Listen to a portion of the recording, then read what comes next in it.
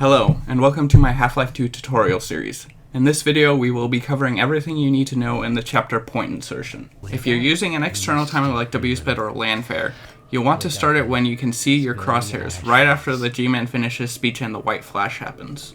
I didn't see you go on.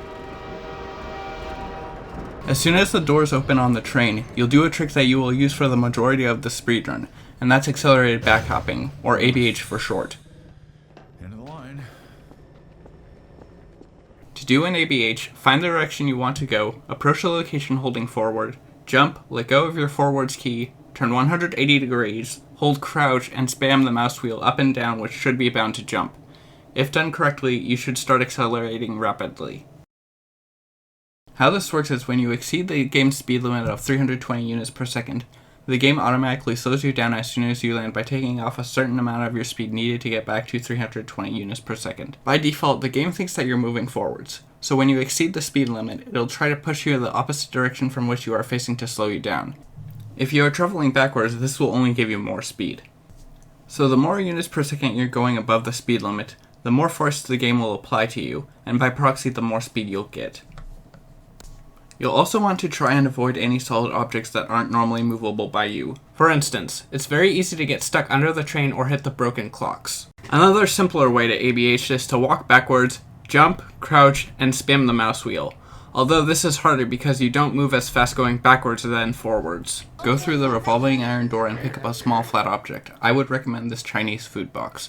The reason we're picking up this object is to do the next trick, which is teleporting. After picking up the Chinese food box, you can ABH through the rest of this small room and towards the zigzag chain link fence. However, if you hit the triggers for the citizens to start walking forwards here, here, and here, you can soft lock the game. Although this is difficult, and if you jump instead of ABHing, you won't encounter this problem.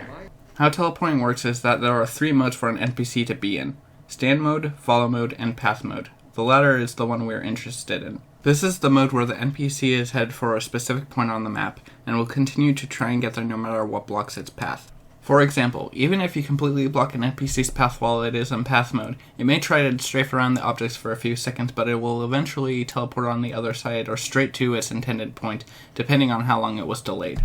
Taking advantage of this knowledge, it has been found that holding or lowering an object over a sweet spot just above and in front of the NPC's head while they're in path mode, most easily when they have just begun moving, will trick the NPC into thinking there is no way around the object and instantly teleports the NPC to its destination. The best objects to teleport NPCs are small flat objects like books, and round large objects like barrels are much harder to teleport with. Rotation matters for some objects you teleport with. For instance, longer objects like the Chinese food box or small splinters of wood are much easier to teleport with when they're pointed forward rather than to the side.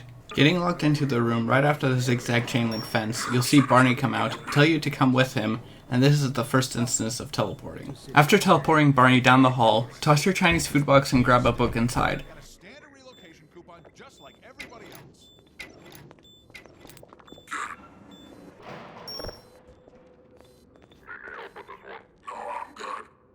Then do 2 more teleports and wait for the scripted event to end.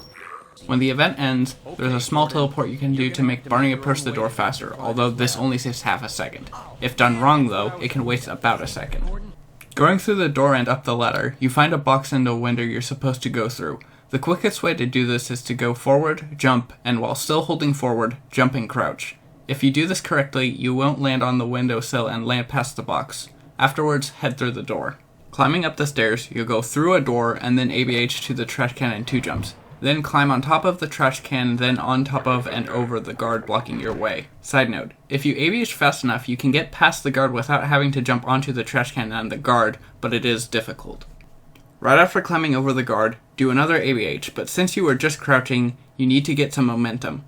Jump and then jump again to do an ABH. You're aiming for the door on the left, so aim slightly to the left while doing this ABH. Watch out for the benches though.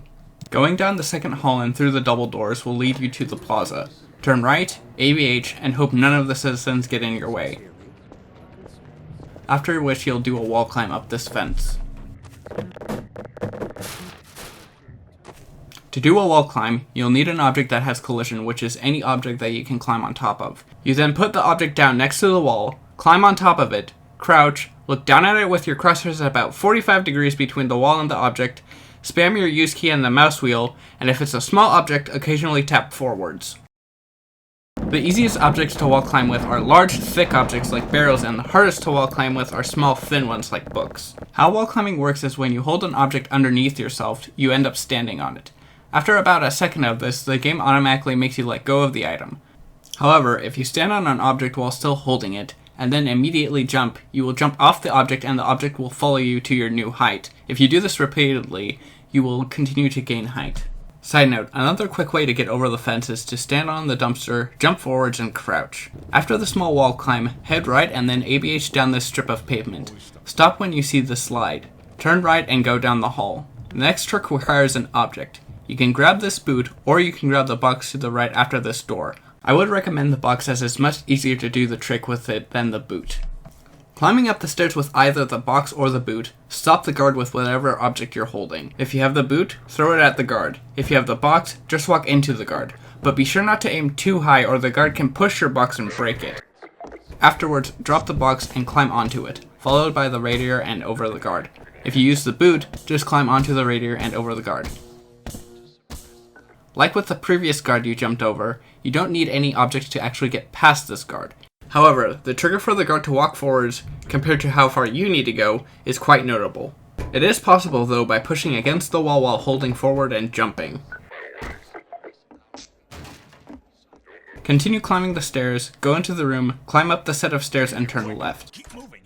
There's a small ABH you can perform here, although if you just jump, you will save a similar amount of time as an ABH. You can do a small ABH here as well. Stop when you hit the paint cans though, or you might find yourself on the street and have to reset or reload the map. Following the roof, there's a small surf you can do on one of the slanted roofs. To do a surf, jump, hold crouch, and the direction which the slanted object is. Be sure not to hold any forwards or backwards keys. After jumping through the window like you did after the scripted event with Barney, you'll want to grab an object in the room. I like to use this box, but you can grab the other box, the small tool cabinet, or even one of the tins of paint. Climbing down the stairs, go right and throw whatever object you have past the guards. Run into and to the left of the guards to get knocked out and trigger the scripted event. Finally, grab the box, go into the elevator, and ride down the elevator. Dr. Kleiner said you'd be coming this way. I don't think it'll... Put whatever object you grab behind Alex so she doesn't walk backwards and instead goes out of the elevator quickly.